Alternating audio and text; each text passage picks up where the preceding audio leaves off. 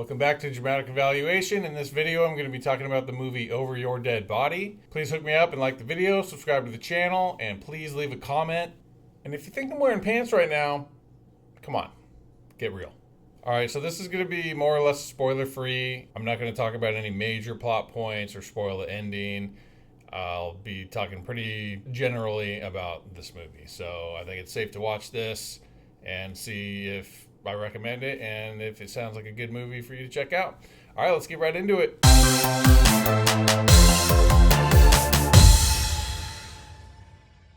Okay, so general plot overview real quick. What is this movie about? This is a movie where basically this couple goes on a kind of getaway to a remote cabin. They kind of have relationship issues. They're kind of, argumentative and kind of aren't seeing eye to eye. And essentially they both are going out there with the plan of murdering the other without knowing. So, one is planning on murdering the other one and the other one is planning on murdering them. They just don't know it, Shortly after getting there and kind of failing at their plan, they realize what the other one is trying to do, and then they're like, what the heck, you're trying to kill me? What's going on here? And then meanwhile, a group of prison escapees kind of show up and get into the mix, and so then it sort of becomes a fight to survive against these bad people who eventually start trying to kill them, and it's just this whole chaotic whirlwind mess of violence and trying to kill each other, trying to survive, while also, though, being a comedy. I think that's very, very notable. This is like a black comedy, dark comedy, whatever. And while it does have the horror elements or, thriller, violent elements, it also is really funny. So we'll talk about the cast real quick. The two leads are Jason Segel and Samara Weaving. So Samara Weaving is, I love her. I've talked about her on my channel before. She's number 7 on my list of top 10 favorite actors right now. I would say, looking at that list, because I was trying to see what number she was, I would move her up for sure, at least one spot, if not a couple. So, she just kills it. She just continues killing it. She's in so many good movies. I feel like she's somehow still underrated or like under the radar, where people, if you say her name, like people are like, who? And like don't even know who that is. But she's in so many good movies. A lot of them are like horror or like thriller type movies. And she's just dominates. And she's one of these people who I kind of equate to like a Paul Rudd style, where she plays this one type of character or like this personality. And it's kind of like that in most of the movies that she's in, but she does it so well, and she's so good. She's so watchable, likable, and it's crazy too because most of the time she's got an American accent, but she's Australian, and she does a very good job masking that accent. In this movie, she just has the Australian accent. It's kind of one of the more rare. I feel like she typically has the American accent and is masking her real accent, so she just kind of goes for it in this movie. And Jason Segel is great as well. Forgetting Sarah Marshall is like one of the top comedies for me. I love that movie. And then obviously he's been in a bunch of other stuff, Freaks and Geeks, random other Judd Apatow movies, just a bunch of stuff. And then the 3 prison escapees that show up are played by Timothy Olyphant, obviously well-known actor, very awesome, very good actor.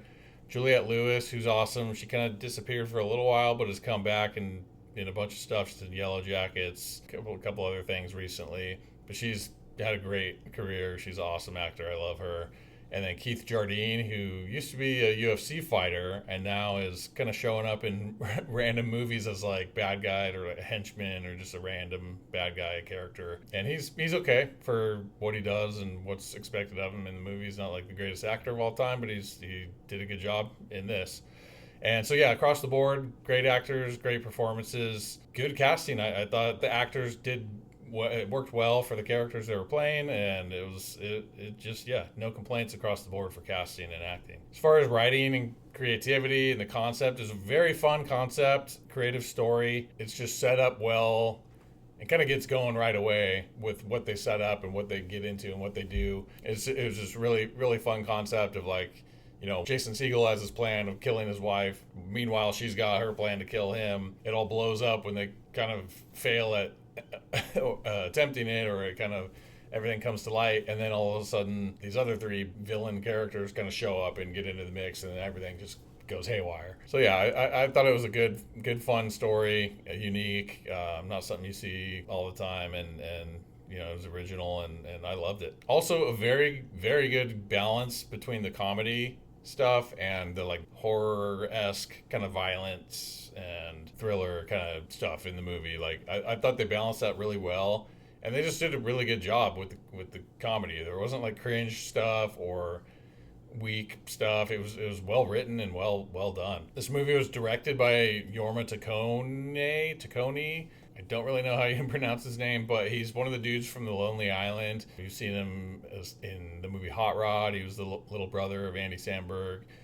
He's in The Lonely Island, like I said. So like he's been around for a while. You know him when you see his face. He's doing more like writing and directing these days than acting, but he's done stuff like MacGruber, Pop Star, and he's just solid. He's got a great sensibility, a good comedic sense. Like he did a great job with this movie. I thought it looked really good. It was shot well. It was the way they do a thing with like not different chapters, but like different like points of view, and then they go and show this person's point of view, and it's a little bit back in time, and then it leads up to like the thing's kind of weaving together. All that was like paced out really well and structured really well, and I thought that he did a great job putting this movie together, and it was awesome. And the movie's a nice hour and 45-minute length, perfect length. It's not too short. Hour and a half can sometimes be a little too short depending on what you got to get out in the story. But over 2 hours plus, I just am not a fan of that. It's just too long sitting there for one movie.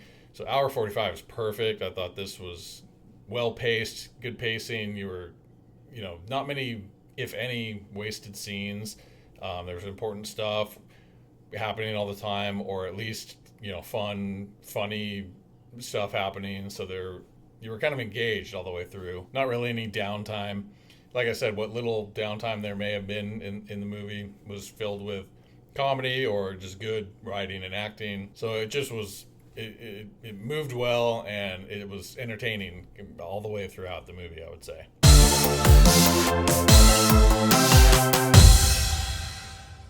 So yeah, for my rating, I gave this an 8.7. This is up there in the mix for top 10 movies of 2026 for sure. It was a solid, fun, entertaining movie.